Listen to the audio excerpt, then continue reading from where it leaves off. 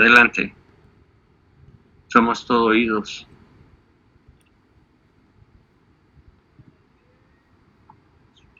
Bueno, pues primero el aparato urinario sabemos que está formado por 2 riñones, 2 uréteres, una vejiga y una uretra. Y pues les vamos a mencionar sus principales funciones, que es que los riñones regulan la sangre, la tensión arterial, el pH, niveles de glucosa y excretan desechos por medio de la orina. Y pues los uréteres transportan la orina desde los riñones hasta la vejiga. Aquí se almacena la orina y la impulsa hacia la uretra y pues finalmente elimina la orina del cuerpo.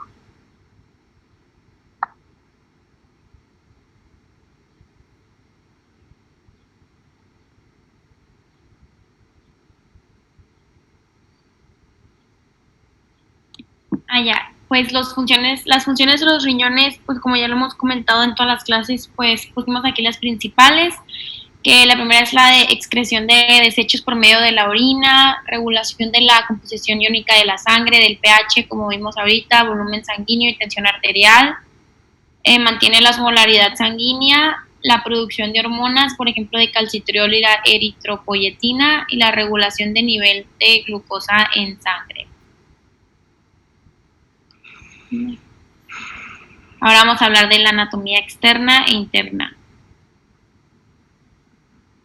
En la anatomía externa están ubicados encima de la cintura, están entre el peritoneo y la pared posterior del abdomen, pues son retroperitoneales, o sea que no están cubiertos L3 y están protegidos por las costillas flotantes, o así se le llama así creo. Y miden aproximadamente de longitud 10 a 12 centímetros, 5 a 7 centímetros de ancho y 3 de espesor.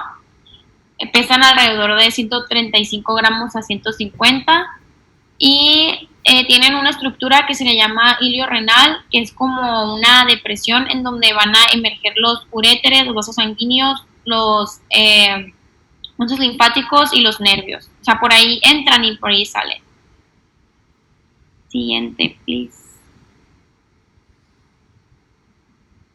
Y ahora el riñón está rodeado básicamente de 3 capas, la cápsula renal, la cápsula adiposa y la fascia renal. La cápsula renal es la más profunda, que sirve como una barrera contra traumatismos y ayuda a mantener la forma de los riñones, o sea, es la que está más como pegada a los riñones. Y luego está la cápsula adiposa, que es la capa media, que es de básicamente es tejido graso que va a rodear a la cápsula renal, y luego la más externa es la fascia renal, que es la superficial, que va a sujetar a los riñones a las estructuras vecinas y a la pared abdominal, que esta fascia es intraperitoneal, o sea, está más cerca, está dentro del peritoneo, pues. Next. Pues de anatomía interna lo tenemos como un corte frontal con 2 regiones, una superficial que es la corteza renal, que es de un rojo claro. Esta se extiende desde la cápsula renal a la base de las pirámides renales y se divide en una zona cortical externa y una yuxtamedular interna. Y las porciones que están entre las pirámides renales son las columnas renales. Luego tenemos la interna, que es la médula renal, este es un rojo más oscuro, y esta está formada por las pirámides renales y tiene el vértice, que es la papila renal, y esta pues se orienta hacia el ilio renal. Y pues la porción funcional del riñón es la corteza renal y las pirámides renales. Dentro de este está la nefrona, que es la unidad funcional, y el líquido que se filtra aquí en las nefronas drena en los conductos papilares, después en los cálices, que es uno menor y uno mayor, y en estos ya se convierte en orina, ya que no hay más reabsorción, después en una única cavidad mayor, que es la pelvis renal, luego en el uréter y ya después en la vejiga.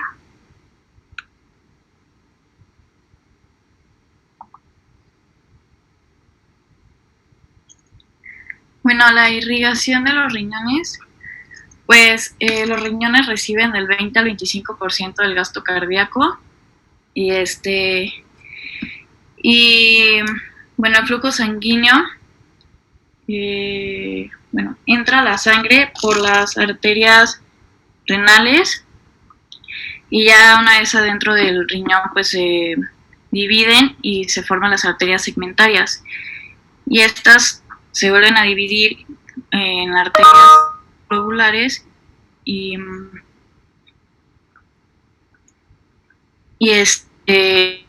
ya después se dividen en las arterias arciformes.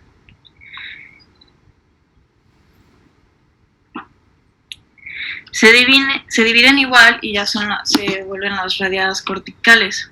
Estas ingresan a la corteza renal y se ramifican en arteriolas aferentes. Cada nefrona recibe una arteriola aferente y se divide en una red capilar llamada glomérulo. Los capilares glomerulares se reúnen y forman las arteriolas eferentes, que estas son las que llevan la sangre hacia afuera del glomérulo. Después, las arteriolas eferentes se dividen y forman los capilares peritubulares, y estos rodean las partes tubulares de la nefrona en la corteza renal. Los capilares peritubulares se reúnen y forman las venas radiadas corticales, y estas reciben sangre de los vasos rectos. La sangre drena a través de las venas arciformes hacia las venas interglobulares, y la sangre sale del riñón por una vena renal.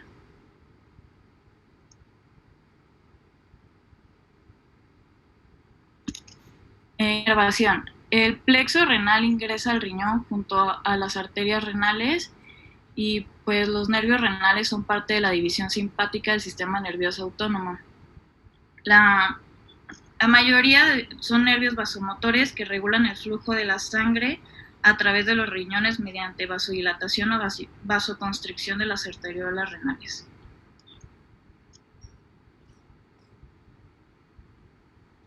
Bueno, y la nefrona como tal va a llevar a cabo 3 procesos funcionales: filtración, reabsorción y secreción. El primero de ellos es la filtración. Este se lleva a cabo en los capilares glomerulares, en el glomérulo, y va a estar, para que se forme la orina, para que se filtren las sustancias, tienen que atravesar 3 capas.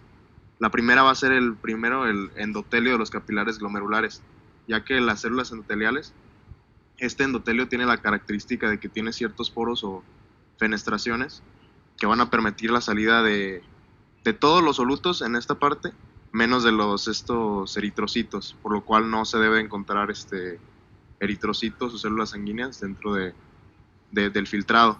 La segunda capa es la membrana basal glomerular. Esta membrana está formada por colágeno y glucoproteínas, y están cargadas de manera negativa para que repelan las proteínas también que vienen en el plasma sanguíneo.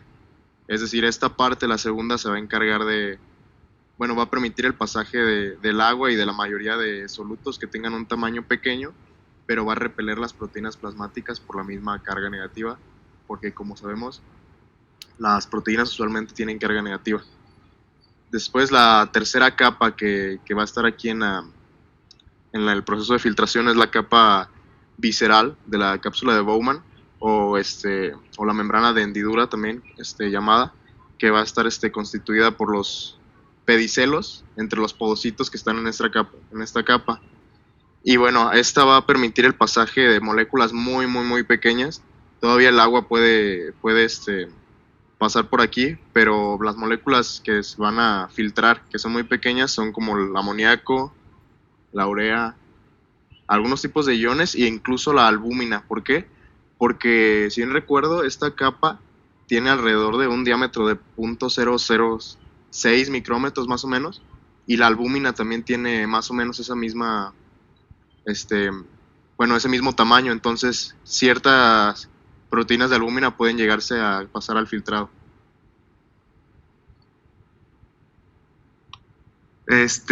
Como ya mencionaba Allen, el endotelio tiene fenestraciones. Algo que me gustaría agregar aquí y que muchos autores no suelen incluir es que no solo tiene 3 capas como se suele leer en muchos libros, sino que hay una cuarta, que es el glucocáliz, que tiene carga negativa, y que se cree que la función de este mismo glucocáliz es evitar la fuga de ciertas sustancias como podría ser el agua. La membrana basal glomerular está compuesta por colágeno tipo 4 y protoglucanos que tienen carga negativa, y como ya mencionaba Allen, esto hace que las proteínas con esta misma carga se repelan. Y la cápsula de Bowman está conformada por una hoja visceral, que es la de los podocitos, y la nefrina, que es una proteína súper importante para la filtración.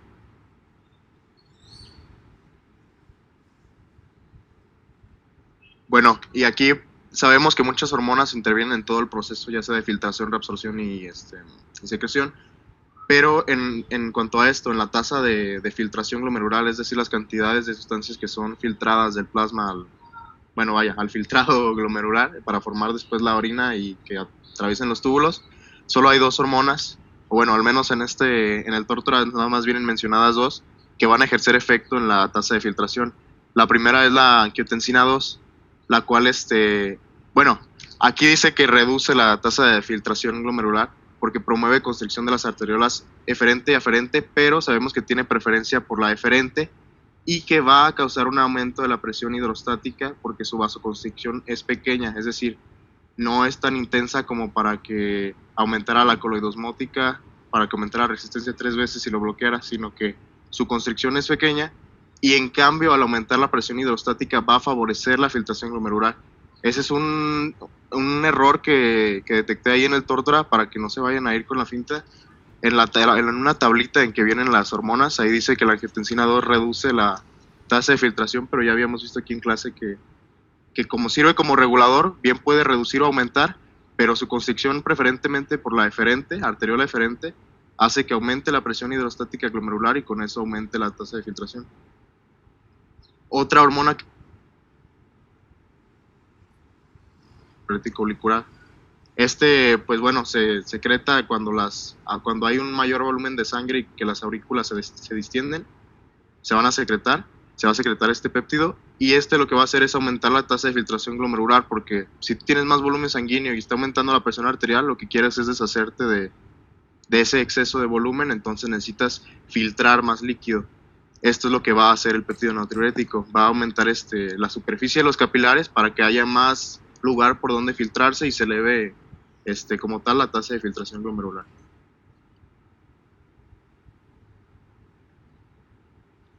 Esto es un poco ya lo que habíamos comentado, creo que se movió la diapositiva, pero aquí viene lo del glucocáliz que les mencionaba anteriormente.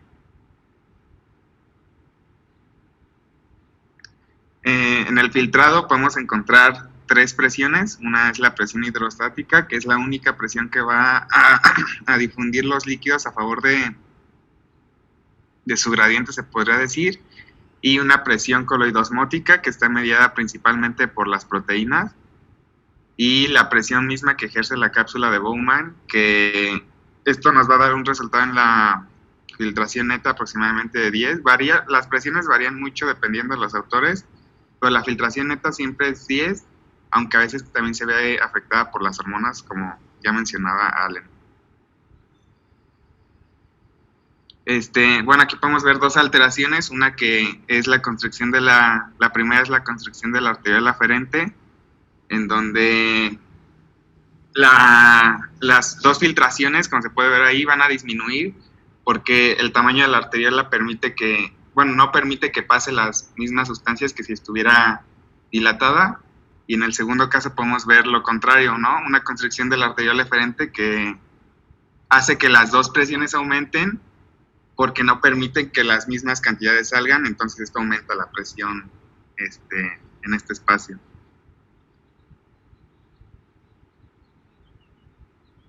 El aparato yuxtaglomerular es un aparato que se encuentra cerca del túbulo distal. Esto es muy importante porque venía en el examen, en qué parte se encuentra este aparato. Y en la rama ascendente del asa de Henle y también en las arteriolas aferente y eferente. Predomina sobre todo en la aferente, pero también está cerca de la eferente. La importancia de su ubicación es que este aparato detecta el aumento en las concentraciones de cloro y sodio, entonces es como que dice, ok, no estamos reabsorbiendo bien estos iones, así que vamos a aumentar la renina para así poder contraer las arteriolas y que le dé más tiempo a las mismas de reabsorber estos iones, y pues ya. Sí, bueno, así como comentaba mi compañero Gustavo, un ejemplo aquí importante, por ejemplo, del aparato yuxtamolecular, podemos darlo en caso de una hemorragia, en caso de pérdida de sangre, por ejemplo. ¿Qué es lo que va a pasar? Pues si hay menos flujo sanguíneo, hay menos fuerza con la que se va a filtrar. Y aparte mencionaba en el libro, por ejemplo, que, bueno, como el aparato yuxtaglomerular funciona a partir de detectar las concentraciones de cloruro de sodio en la mácula densa, lo que pasa cuando tienes un flujo sanguíneo debilitado o estás perdiendo sangre, por ejemplo, es que el flujo que atraviesa el mismo filtrado, los túbulos renales, va a ser lento, por lo cual la reabsorción da más tiempo para que se reabsorba el cloruro de sodio y llegue menos cantidad al aparato yuxtaglomerular. Entonces, estas células de la mácula densa van a detectar que llegan pocas concentraciones de cloruro de sodio y dicen, bueno, pues ¿por qué está pasando? ¿Por qué nos llega tan poquito? ¿Viene un flujo muy lento o qué es lo que pasa? Estas células de la mácula densa le van a dar la señal ahí en contacto a las células yuxtaglomerulares para que haga la liberación de renina, la cual sabemos que después va a hacer toda esta serie del proangiotensinógeno, lo va a escindir para que se convierta en angiotensina 1, se va al pulmón, se convierte por la ECA en angiotensina 2. Y ahora sí, el efecto que ejerce la angiotensina 2 es que, como sabemos, en la arteriola deferente, preferentemente la va a contraer. ¿Para qué? Para que la tasa de filtración glomerular no vaya a decaer mucho, aunque estés perdiendo sangre.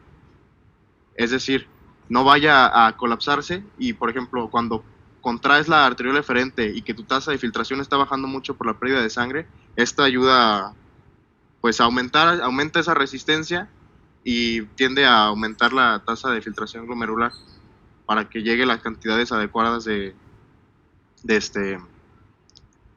cloruro de sodio a la mácula densa y pues también se reabsorba cloruro de sodio y aumente el volumen.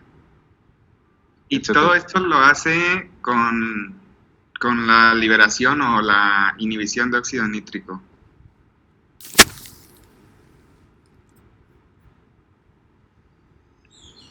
Pues aquí básicamente explicamos la reabsorción en el tubo contenido proximal, que como sabemos es la parte del asa de Henle que más reabsorbe sustancias. Podemos ver que reabsorbe muchísima agua por la presencia de aquaporina tipo 1, que es muy importante diferenciar que la aquaporina tipo 1 y la aquaporina, en la aquaporina tipo 2, la hormona antidiurética tiene efecto en la aquaporina tipo 2, pero no en la aquaporina tipo 1. Esto quiere decir que a pesar de que haya o no hormona antidiurética, se va a seguir reabsorbiendo la misma cantidad de agua.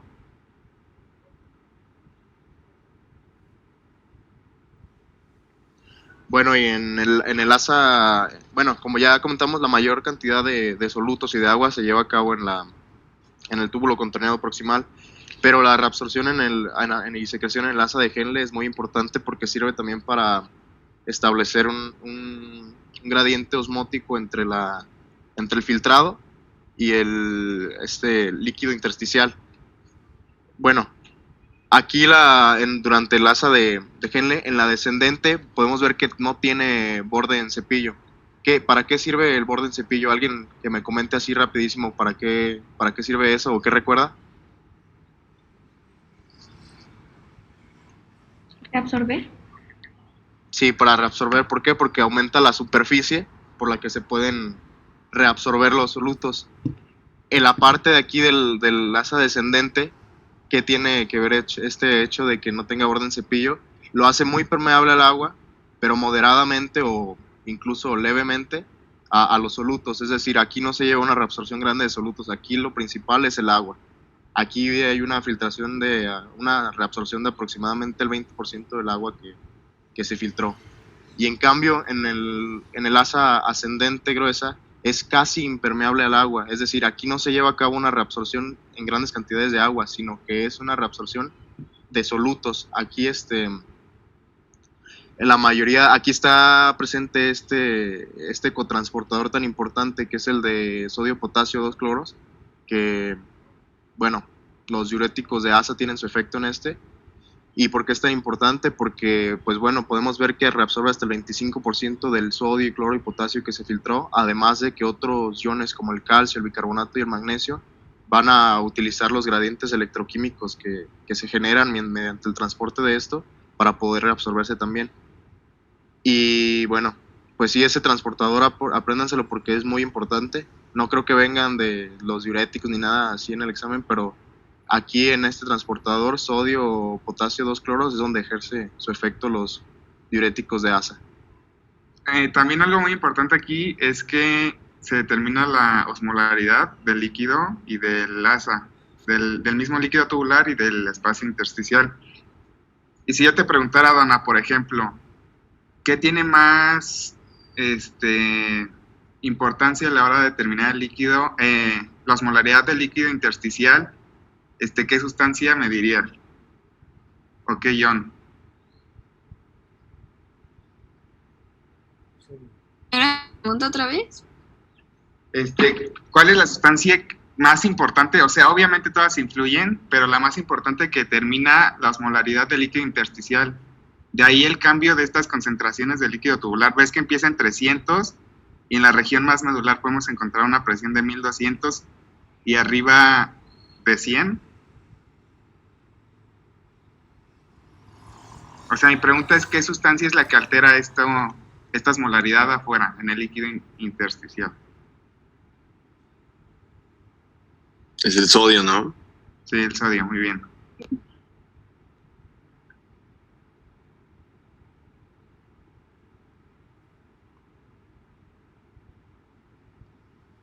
Bueno, y en la primera parte, después del asa de Henle ascendente, pasamos a la primera parte del túbulo contorneado distal.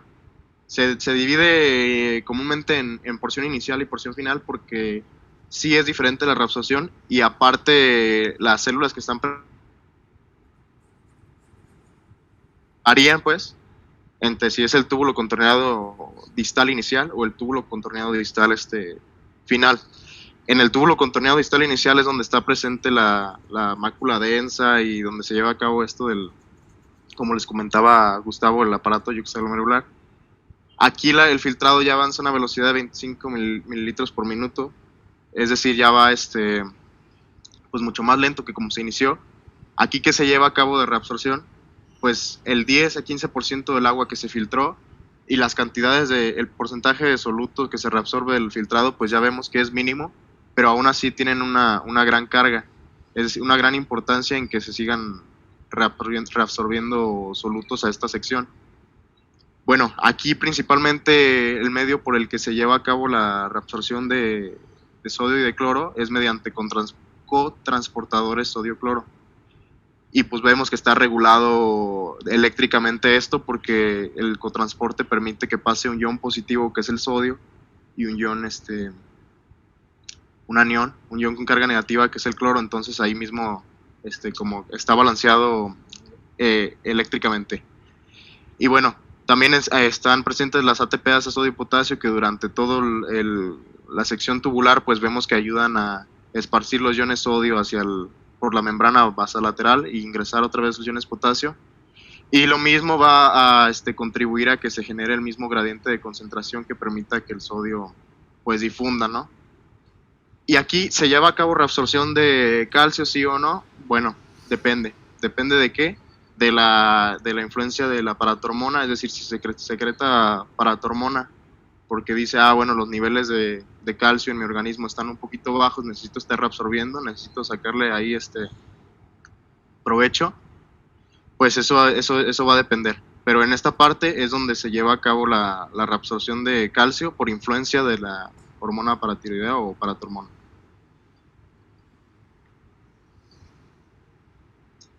Ahora, en lo que les comentaba, la diferencia entre el túbulo contorneado distal inicial y el final, aquí normalmente los autores agrupan el túbulo contorneado distal final junto con el tubo colector porque están presentes las mismas tipos de células que van a ser las células principales y las células intercaladas alfa y beta. Las células principales son las que van a contener los que van a tener receptores para la hormona aldosterona y la hormona antidiurética. Estos van a estar reabsorbiendo sodio y agua y secretando potasio. A ver, alguien que me diga rápidamente la función de la aldosterona. Reabsorber sodio y secretar potasio. Muy bien, Eli. Y sí, o sea, yo desde que la estudié, pues siempre me la aprendí como que reabsorbe sodio, ¿no?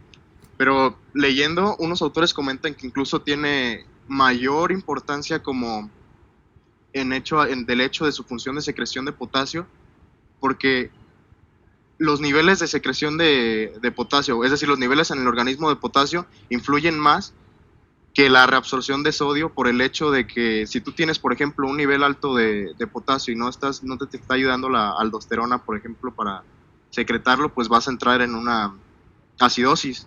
O en cambio, si tienes tus niveles de potasio decaen mucho, pues vas a estar en un estado alcalótico.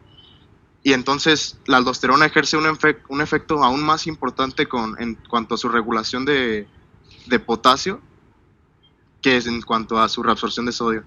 Y la antidiurética, como ya habíamos comentado con nuestro compañero Gustavo, esta va a permitir que se inserten los canales de acuaporina tipo 2 en la membrana apical para que permita el paso del agua. Esto en cuanto a ¿qué? A las necesidades del organismo. Y las células intercaladas alfa y beta, pues estas yo me las prendí así de esta manera. A, pues ácido, ¿no? Y B, básico. ¿Por qué? Porque las células alfa van a secretar iones hidrógeno cuando estás en un estado pues acidótico. Las alfa van a secretar iones hidrógeno hacia la luz tubular para reabsorber bicarbonato. Es decir, cuando estás en un estado acidótico y necesitas reabsorber al plasma bicarbonato como amortiguador, y a la luz tubular secretas hidrógeno. Y las beta van a secretar bicarbonato. Bicarbonato.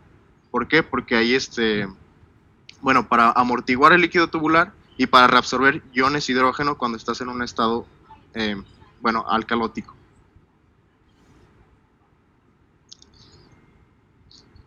Y aquí viene una pequeña tabla sobre la regulación hormonal las hormonas que influyen en la reabsorción y secreción. Podemos ver la angiotensina 2, ya la habíamos descrito, la aldosterona, que ahorita ya la comentamos también, la antidiurética, que ya vimos que en dónde está presente, túbulo contenedor distal y colector, y que permite la inserción de acuaporina tipo 2. Importante que se aprendan que es acuaporina tipo 2 y que no ejerce el efecto en las acuaporina 1.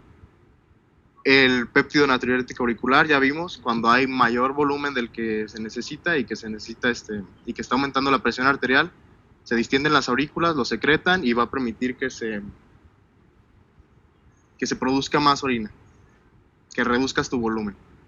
Y la hormona paratiroidea, en cuanto a las necesidades de calcio del organismo, también depende de las necesidades de calcio, pero va a permitir que en el túbulo contorneado distal inicial se reabsorba calcio.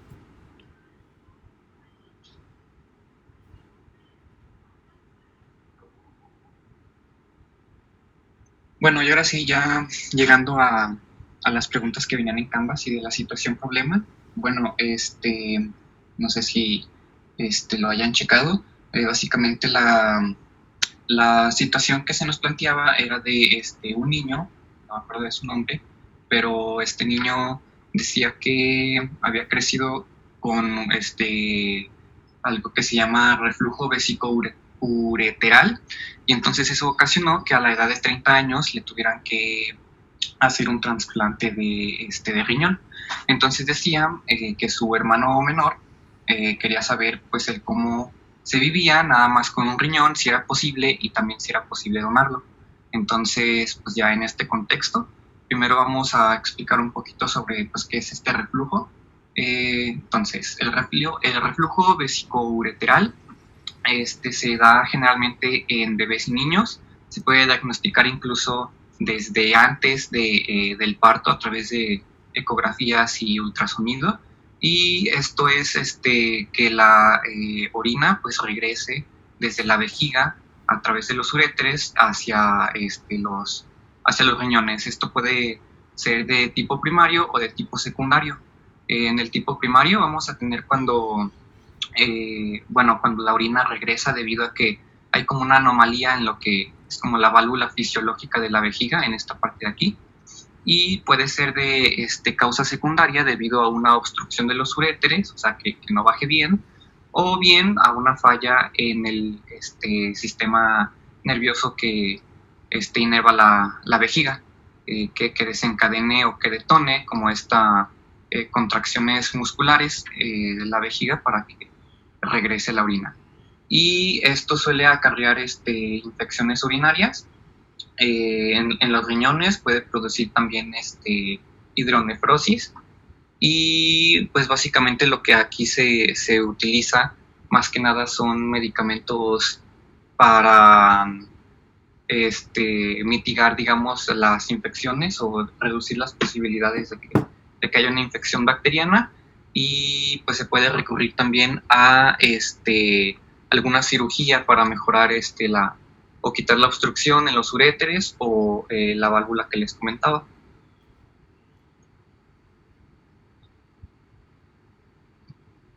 Ahí está. Bueno, en la situación problema, digamos que ya se llegó a un nivel como un poquito extremo, porque pues si recordamos en las clases que veíamos de nefrona, nosotros nacemos con una cantidad constante de nefronas, y entonces si hay alguna pérdida o algún daño en algunas de las nefronas, no va a haber nueva síntesis, regeneración, lo que sea, sino que con esas nacemos y pues ya. Entonces, bueno, Guyton decía que la hipertrofia del riñón se da por el crecimiento de las nefronas.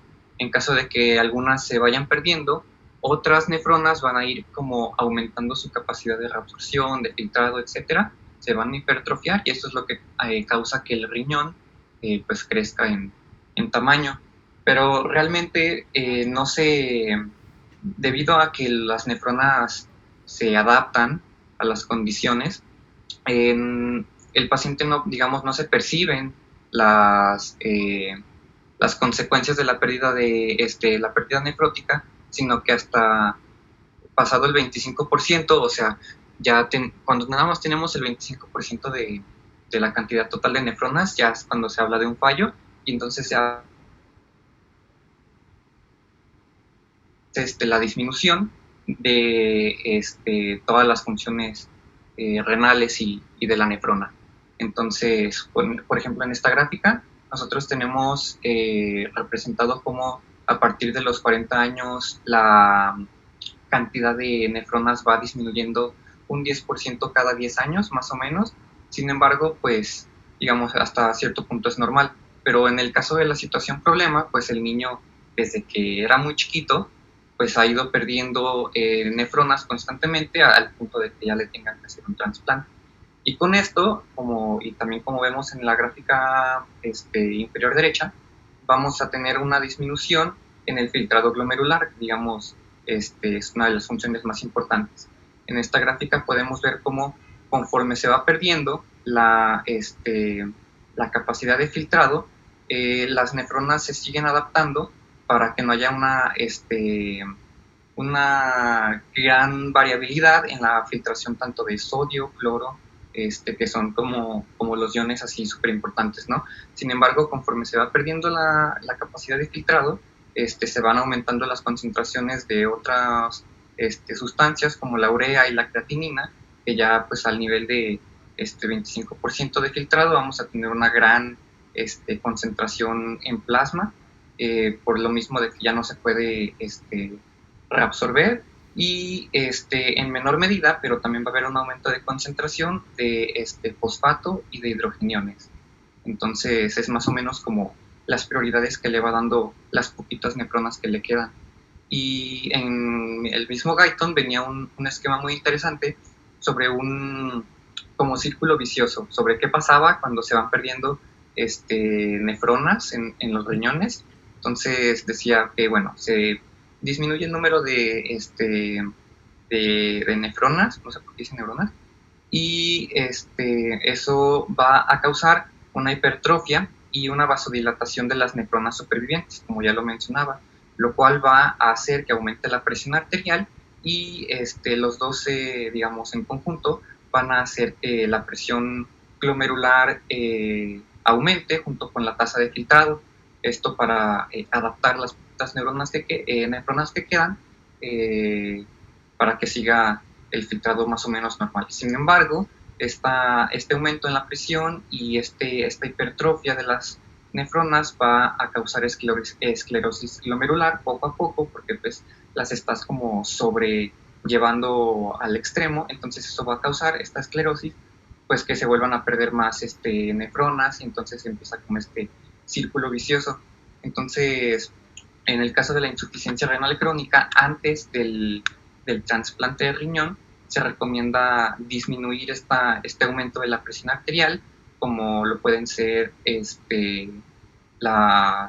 algunos fármacos que inhiban, por ejemplo, la angiotensina 2, o que sean que compitan con las mismas en los receptores, para tratar como de disminuir la presión y así como sobrellevar un poquito más la pérdida de nefronas.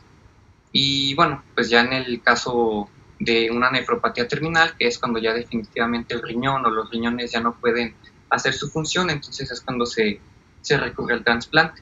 Y una de las cosas que venía en la situación era de si era factible vivir nada más con un riñón, y pues o sea, definitivamente sí. Nada más tener un riñón no afecta en su función, por lo que veíamos de que un riñón puede adquirir hasta el 80% de todas las funciones, como si tuviéramos 2 riñones. Entonces, sin problema se puede nada más tener un solo riñón. Y ya en el caso del estilo de vida, pues nada más como lo mismo de siempre, ¿no? De que llevar una vida saludable y etcétera. Nada más aquí ponían como 3, encontré como 3 cosas que sí se deben de cuidar un poquito más cuando nada más se tiene un solo riñón. Es cuidar un poquito las proteínas que se consumen, ya que pues el tener una alta concentración de proteínas puede comprometer la tasa de filtrado, por lo que ya veíamos de que pues, las proteínas son moléculas grandes, entonces pues como para cuidar el riñón, ¿no? O sea, si de por sí nada más tienes uno y luego lo estás como llevando al extremo, pues pues sí. Y ¿qué más? Bueno, cuidar un poquito las grasas y moderar los fármacos por lo mismo. Y ya nada más para cerrar, pues el riñón se va a insertar en la cavidad pélvica y las arterias, venas y uréteres van a ser reinsertados al nuevo riñón para que pues siga funcionando de manera normal. Y pues ya.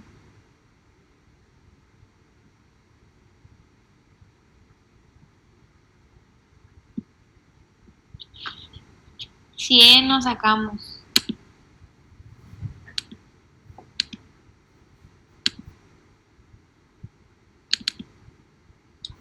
Profe, creo que no tiene activado su micrófono.